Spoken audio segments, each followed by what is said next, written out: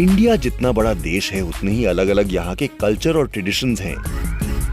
लेकिन एक चीज जो इंडिया के ऑलमोस्ट सभी कल्चर्स में कॉमन है वो है चूड़ियां।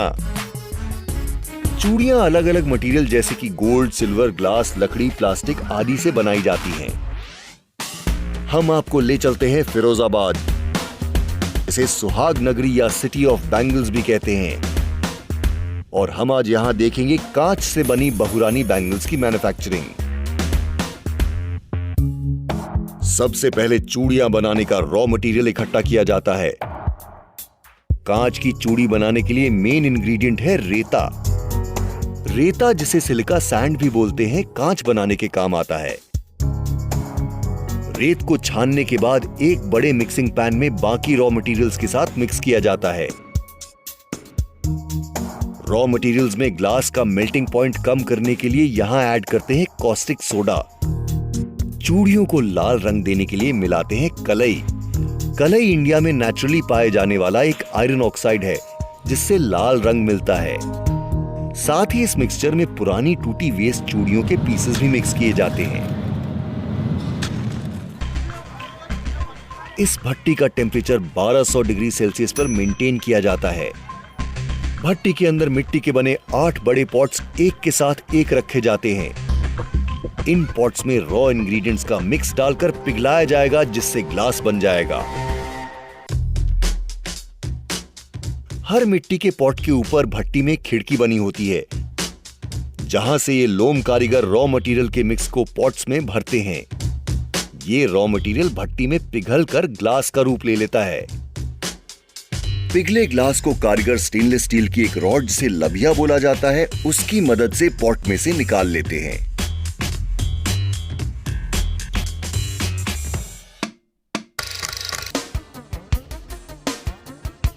मेल्टेड ग्लास को ठोककर ये शेप दी जाती है। ग्लास ठंडा पड़ने लगता है, लेकिन ठंडे ग्लास से चूड़ियां नहीं बन सकती।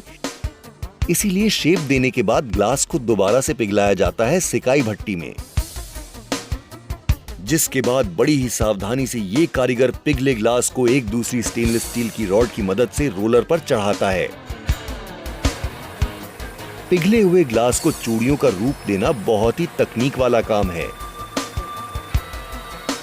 इस रोलर को बेलन कहते हैं।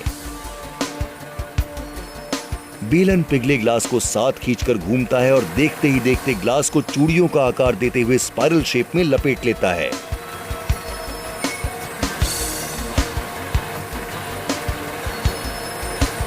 साथ ही एक तरफ से लिपटती चूड़ियों पर एक वर्कर रेत का स्प्रे मारता है। यह किया जाता है ताकि मेल्टेड ग्लास के स्पाइरल रिंग सूखने पर आपस में चिपके नहीं।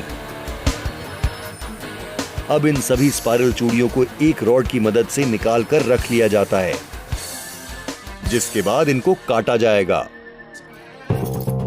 कटिंग सेक्शन में ये वर्कर डायमंड कटर से स्पाइरल फॉर्म में बने चूड़ियों के हर लॉट को काटकर सभी चूड़ियों को अलग अलग कर देता है और चूड़ी को जोड़ने के लिए एक साथ बांधकर बंडल बना लेता है। ये सभी चूड़ियां जाती हैं इस वर्कर के पास, जो सभी चूड़ियों के एंड्स को एक गैसोलीन लैंप से पिघलाकर आपस में जोड़ रहे हैं। जुड़ने के बाद अब चूड़ियां रेडी हैं और टाइम आ गया है इन पर अलग अलग डिजाइन और डेकोरेशन करने का। लाल लाल चूड़ियों को एक कार्डबोर्ड के रोल पर सेट किया जाता है और एक डाई नीडल की मदद से ये कारीगर बहुत ही परफेक्शन के साथ चूड़ियों पर गोल्डन कलर के डॉट्स बना रहा है। डॉट्स सूखने के बाद एक गोल्डन शीट के ऊपर रोल करके चूड़ियों को गोल्डन कलर दिया जाता है। फिर होती है क्वालिटी चेकिंग। वर्कर सभी चूड़ियों को एक पत्थर पर बजाता है और आवाज से पहचान कर टूटी हुई चूड़ियों का पता लगाता है। इसके बाद अब सभी चूड़ियों को पैक कर दिया जाता है, जिसके बाद ये बहुरानी बैंगल्स तैयार हैं देश भर की बहुओं के हाथ सजाने के लिए। इन चमचमाती चूड़ियों से हमारी इंडियन वुमेन को बहुत लगाव है। अब नेक्स्ट टाइम आप कभी चूड़ियों की दुकान देखेंगे तो आई एम श्योर आपके जहन में भी इनको बनाने का ये अनोखा प्रोसेस जरूर याद आएगा।